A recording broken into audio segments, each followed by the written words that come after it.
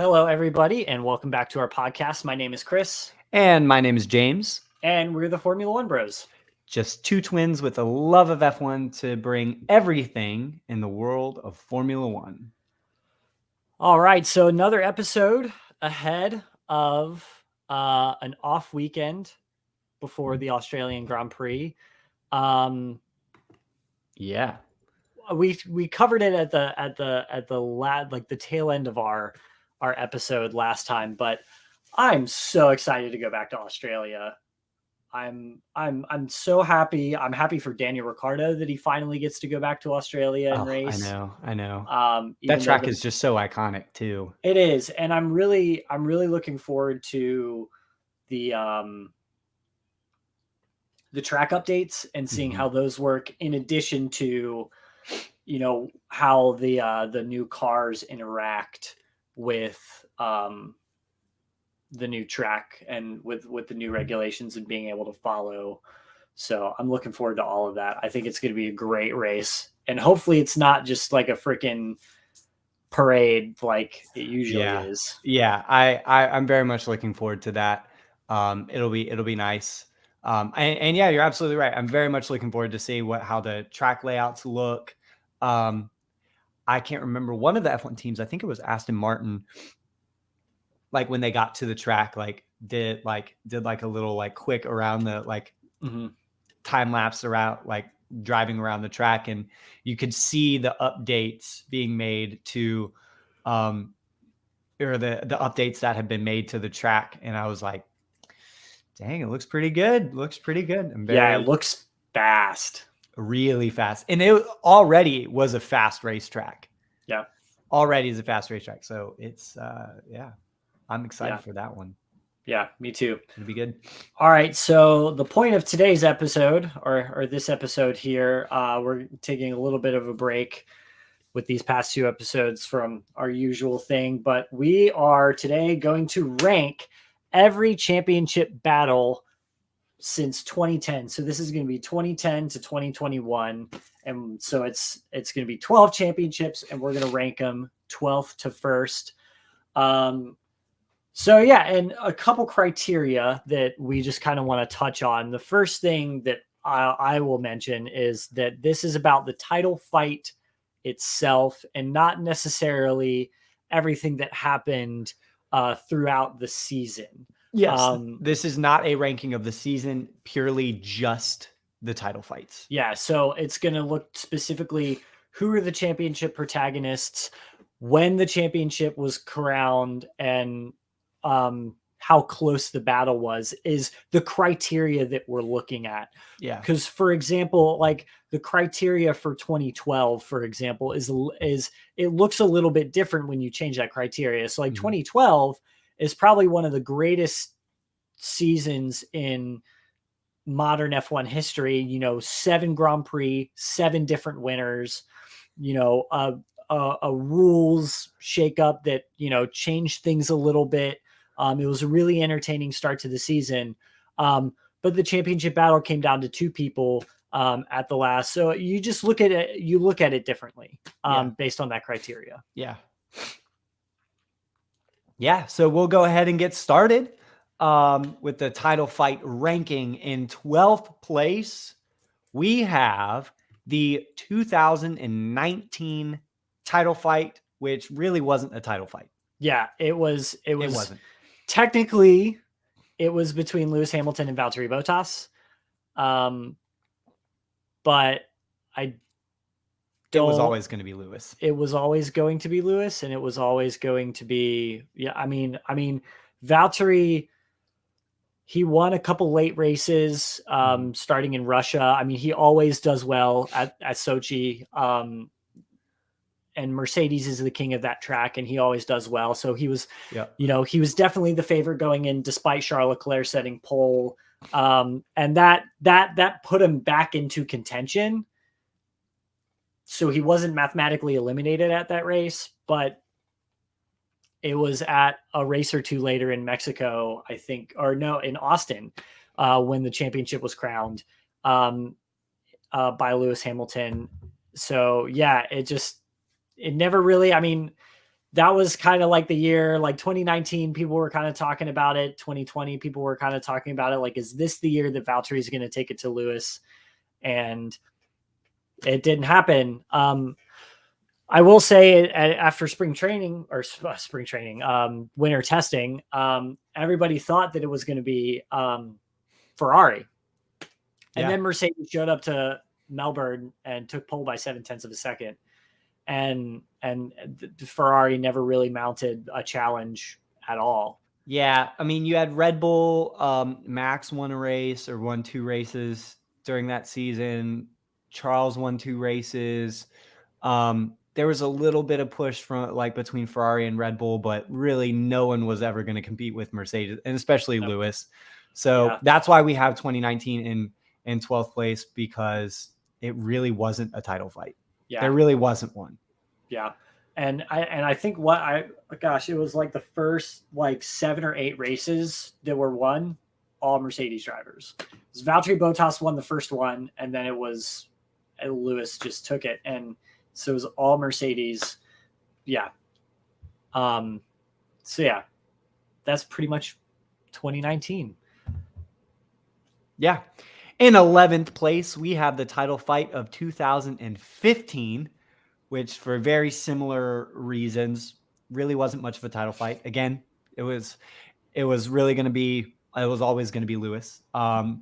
He did fight Nico Rosberg, came in second, but really no one was going to compete with, not even Nico was going to be able to compete with Lewis. Yeah, there were glimmers of hope at the beginning when Sebastian won in Malaysia. I think it was like the second race. Yeah, there were glimmers of hope that Ferrari were going to mount a challenge because their car was much improved from 2014. Yeah. With Sebastian and Kimi Räikkönen, but it again, it didn't really mount to anything. Yeah, never materialized. Yeah, and same thing with Red Bull. Yep. Yeah. In 10th place, we have the 2020 title fight. Yeah. Again, really wasn't much of a title fight. Max was in it a little bit. Valtteri was in it maybe a little bit more. But, I mean, Mercedes pretty much ran the table. Yeah. Valtteri was a little bit closer to Lewis than 2019. But, Mercedes ran the table that season. Initially, I was thinking about putting 2015 ahead just because of Nico and Lewis's rivalry was so big. That's really when it started to deteriorate. Yeah, or even like midway through 2014 too. Like, so their relationship had already soured. They were really fierce rivals. But I just put 2022 ahead because, the first race of the season coming out of the COVID-19 pandemic, Mercedes had built the W11 that was it's up there with the Mp44 as one of the most dominant F1 cars ever created. Yeah. The McLaren Mp44 is up there with Prost and Senna. There was nobody that was coming close. But when we got to the first race of the season, Valtteri won and Lewis came in fourth with that 5-second time penalty.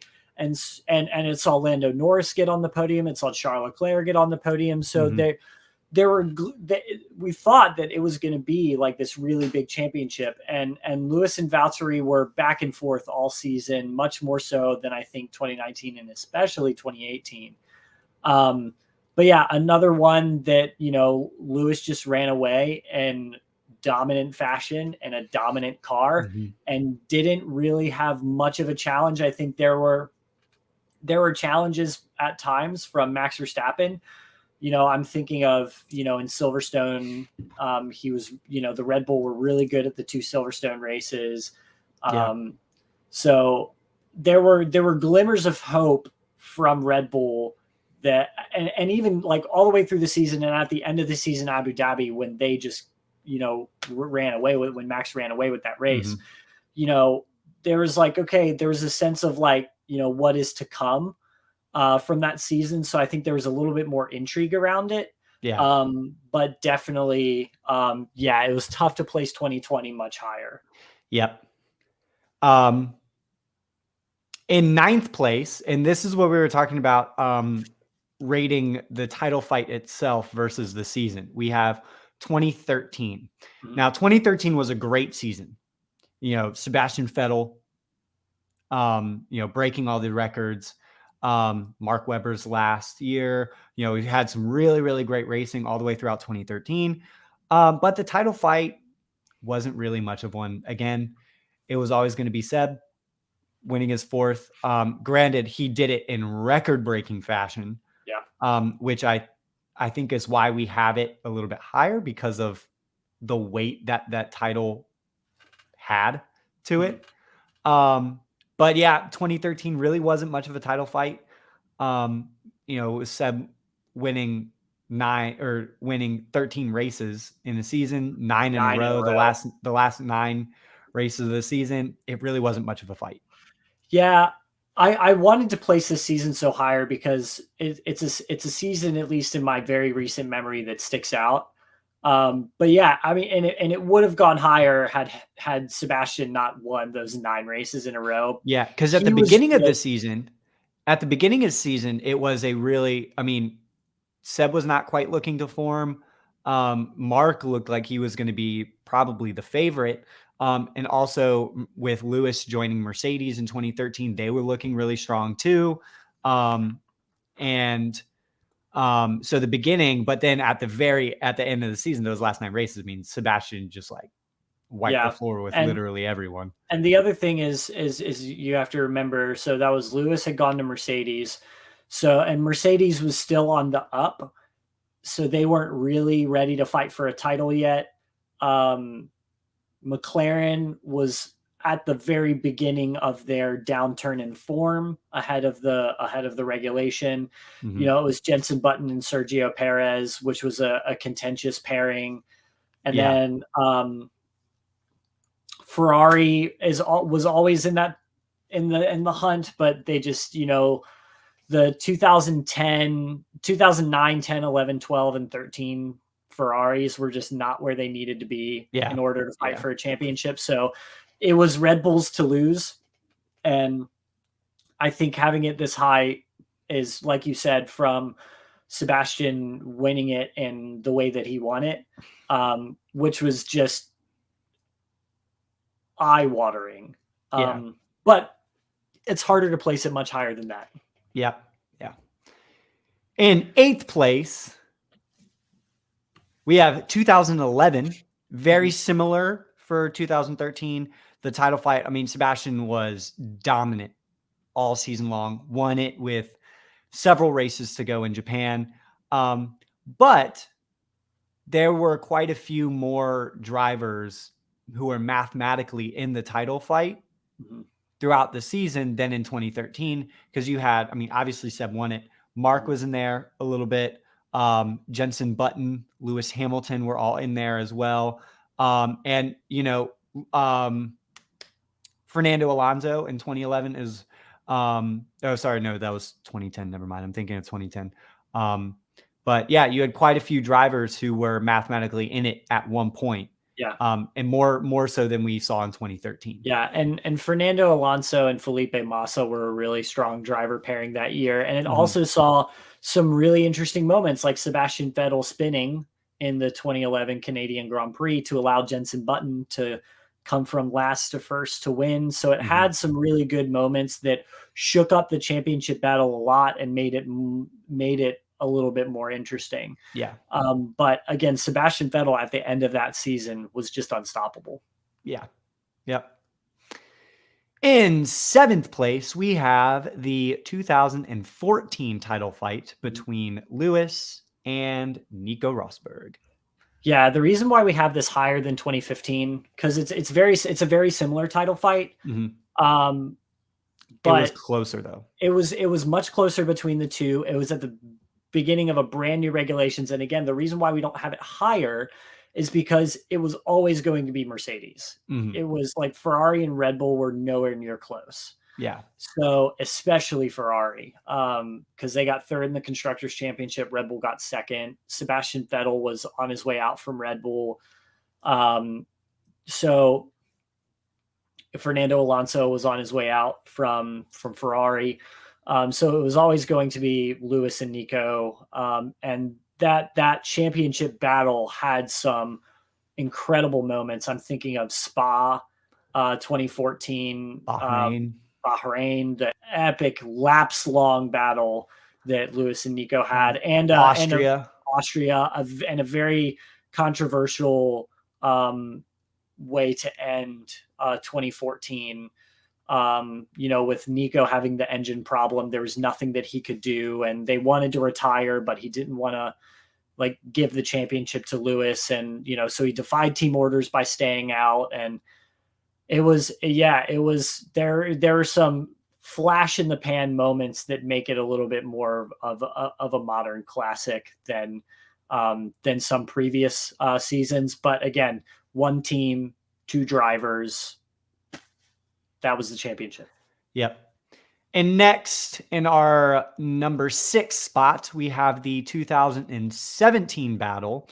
Now, the reason why we had this above 2014, again, it was really only 2 drivers, but 2 drivers from 2 different teams. Mm-hmm. At the beginning of the season, it very much looked like Sebastian Vettel and Ferrari were going to run away with it. I mean, Sebastian won the first 2 races of the season.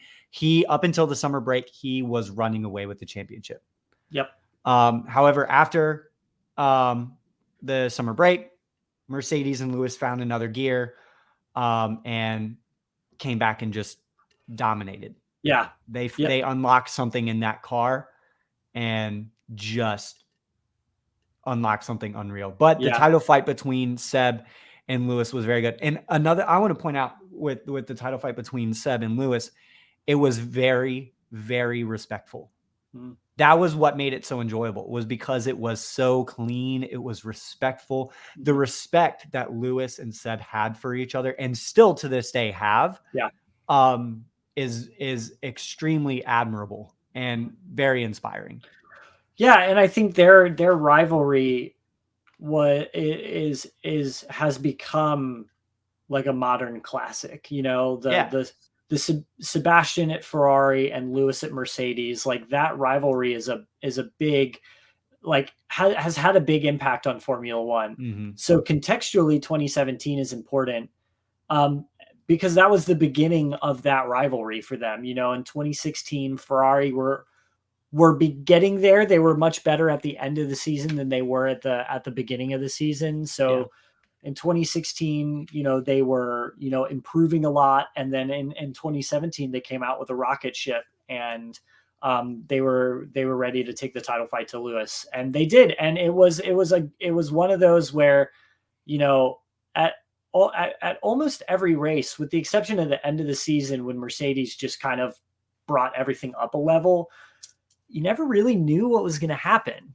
Mm-hmm. Because, Seb would have the best car and have some bad luck, or Lewis would have the underperforming car, but, put in a mega performance, those kinds of things. It varied race to race as to who was going to be the favorite.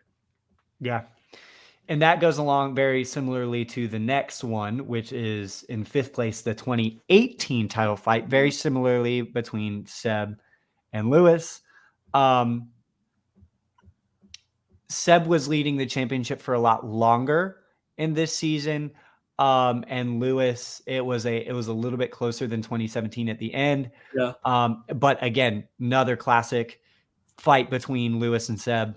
The 2017 and 2018 seasons mimic each other, I think, in a lot of ways, because it started off with a very strong Ferrari. They had the upper hand on Mercedes, and then Mercedes came back at the end of the season and just dominated. Yeah. And something that Mattia actually very recently hinted at, talking, because it was, they started off with the strongest car and easily had the best car. But the developments throughout the season weren't able to be as quick and as successful with the developments throughout the season as some of the other teams. Yeah. And that's kind of why, like, I mean, Ferrari, there's been such a shakeup in personnel and structure. Mm-hmm. You know, they just brought on a new driver and loop simulator, new wind tunnel, like everything. They've put in a lot of investment in the infrastructure of Maranello. And I think that the reason why Ferrari are so strong right now and they're so confident is because they've kind of learned from the lessons of 2017 and 2018. Mm-hmm. And I think 2018, in my eyes, is higher than 2017 because Sebastian Vettel was so much more dominant, Mm-hmm. and he fell off, and Lewis came on in a much more dramatic way, in a much more dominant way. So the power dynamic was a bigger shift, and it was a quicker shift Mm-hmm. between Ferrari and Mercedes that season. Yeah. In fourth place, this is where it starts to get tough. In fourth place, we have the 2016 title fight between Lewis and Nico. Now, this one came down to the last race in Abu Dhabi. Yes. Lewis Hamilton was behind, or sorry, no. Lewis was ahead of Nico, but Nico was in second, won the championship. This was an explosive season. Yeah, it An was. explosive season. Yeah, this is when you really saw. I mean, so first of all, this is when you really saw just how bad Lewis Hamilton and Nico Rosberg's relationship had gotten. Mm-hmm. Because they and by the end of the season they were not speaking to each other. Yeah, and they Nico, still don't. Yeah, and for Nico, this is his first and only championship, and he had to do it in such a way. The 2021 championship reminds me a lot of the 2016 championship in the mind games, in the politics, in the war of words that happened between the two protagonists. This time being Nico and Lewis. I mean, and it went all the way. I mean, it went all the way down to the finale with Lewis Hamilton leading and trying to back Nico up into Sebastian, so Sebastian could overtake Nico and take the championship lead back. It was wild. There are so many more moments in that season that just stick out as very high moment, and that season was the catalyst for Mercedes picking a successor to Nico Rosberg like Valtteri Botas, someone who's going to come in, play the number 2, and just get on with it, Yeah. So it was, and that season 2, because of that, completely revamped the Mercedes structure, like team structure, for the medium term after that, all the way up until signing George Russell for this year. So it was, and yeah, there's so many great moments of that season too. Yeah.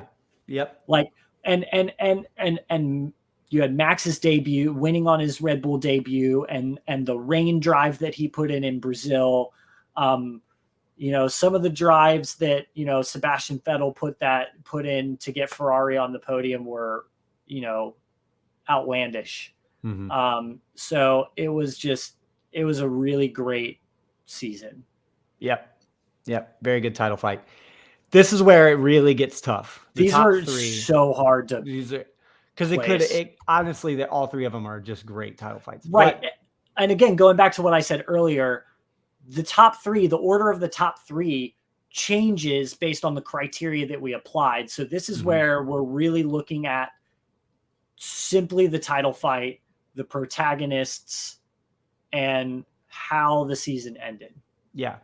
So in third place, despite being one of the greatest seasons in Formula One history, we have the 2012 title fight. Now, the reason we have this in third, because yes, mathematically, and we mentioned this on previous episodes, mathematically, you had 5 drivers with 3 races left, 5 drivers who could have won the championship. You had Sebastian Vettel, Fernando Alonso, who it came down to, You also have Mark Webber, Lewis Hamilton, and Jenson Button. All 5 of them with 3 or 4 races left could have won the championship. But the reason we have this in third place is because when it came down to the last race, it was just between Sebastian and Fernando Alonso. And while that race was pretty crazy, Sebastian came in leading the race, and he only had to finish in 7th place to win. He only had to finish in 7th place to win. He ended up finishing in 6th. Now, he was hit and spun at the very beginning of the race and then his radio stopped working, tire change with the rain, all that kind of stuff changed, and he, put in an amazing performance. It was an incredible title fight all the way through the season, not just coming down to the last race, but throughout the entire season. You didn't know who was going to win until we got to Brazil, when we knew, okay, it's either going to be Fernando or Sebastian. But, the title fight throughout the entire season was unreal with how many people were in it. Yeah, it was great. It was again, like you said, an all-time classic season. And even the drive that Sebastian Vettel put in at that race was probably one of the best in this entire video that we're doing. Out of all of the races in that season, the drive that Sebastian Vettel put in at the Brazilian Grand Prix was nothing short of superhuman. Oh yeah. But when you look at that compared to the other 2 that we have left, and the context in which it sits, and just the looking at straight up the title fight, it's so hard, but I think this is the right call. Yeah, I think so too. And the next one, it'll make sense in the next one in second place. And the reason why we have this in second place over 2012, the 2010 title fight. The 2010, it came down to the last race. Sebastian Vettel won his first championship, Red Bull's first championship. And the reason we have this over 2012 is because Sebastian won, but Sebastian never led the championship until he crossed the line in Abu Dhabi. Yep. That's why we have it above 2012. There were also still quite a few drivers who were mathematically in it. You also, again, you had Jenson and Lewis, who were in it for a bit. Mark Webber was kind of in the mix, but Fernando Alonso was leading the championship for a majority of the season. It really did look like Fernando Alonso's championship to win. But that last race, literally everything went right for Sebastian Vettel. And won the race, won the championship. Yeah, and that was also a championship finale that one of 4 drivers could have won, which was Sebastian Vettel, Lewis Hamilton, Fernando Alonso, and Mark Webber. So those were the 4 drivers, and mathematically, though unlikely, any 4 of those drivers could have won. And so that was truly a race that we had no idea what was going to happen. And the reason why we have it second is because that race is famous for the lack of overtaking that took place. And it was pretty much, especially with Fernando Alonso, once he got stuck behind Vitaly Petrov on he pitted on lap. I can't remember when he pitted. It was in the teens. It was probably lap 15, I think. I can't remember off the top of my head. But after the first couple pit stops, everything held course, and Fernando Alonso spent, the better part of 30, 40 laps. Stuck behind Vitaly Petrov. And, it was and could not challenge for the championship. Yeah. The second half of the race, it was just no one was overtaking anyone. So 2010, it was very, very exciting. I still to this day have the words "Du bist Weltmeister" ringing in my head. Yes. Sebastian Vettel is one of my favorite drivers in Formula One. I mean, seeing him win who isn't at least a little bit a Sebastian Vettel fan? Yeah. he was that championship fight was awesome to watch throughout the entire season. Yeah. And the only one left in first place, very obviously, the 2021 title fight. Now, there were less people in the title fight throughout the season. It was always going to be Max and Lewis. But throughout the entire season, you had no idea what was going to happen. Yep. Anytime Max and Lewis came together on the track, are they going to be cordial, or is someone going to get taken out, or are both of them going to get taken out? Yeah, for sure. It was throughout the entire season. It was so suspenseful, and it literally came down to the last lap. Yeah, I don't think there's never been a championship that has been decided by a one lap shootout. There never has been, and honestly, with all of the changes that the FIA have made for the better, like they have done a really good job, I think, in changing the way that they direct races. But with the way that they've changed everything, I'm not convinced that it will ever happen again. I think this was truly once in a lifetime, at the very least once in a generation sort of situation. You know, it was only one of like 2 championships that came down to the last race, with the championship protagonist being tied on points.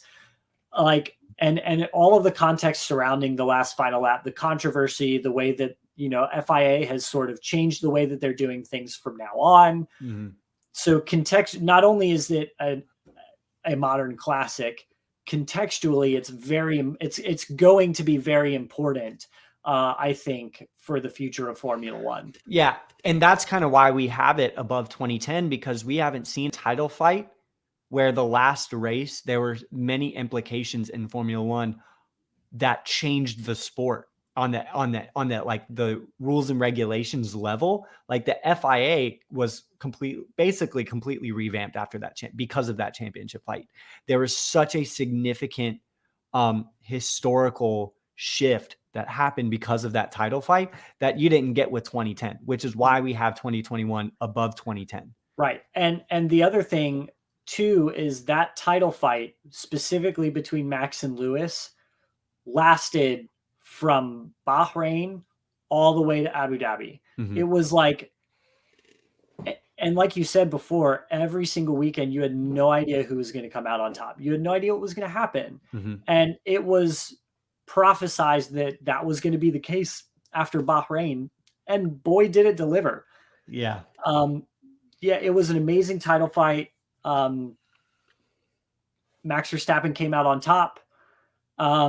And also it saw the first Dutch driver to win a Formula One World Championship. Max's first of, I'm predicting, several world championships throughout his career. If Red Bull maintains the level that they're at, which, as long as they have the personnel that they have, especially Adrian Newey designing those cars, I don't think that'll change. Yeah. So yeah, I'm going to say, it was always going to be number one. You know, and actually we put up a poll on our Twitter page, and I'm going to pull it up right now. So our options for the poll that we put up were 2010, 2012, 2021, and other. So we had one person comment 2016, which is great, but it was 2021 won with 55% of the vote.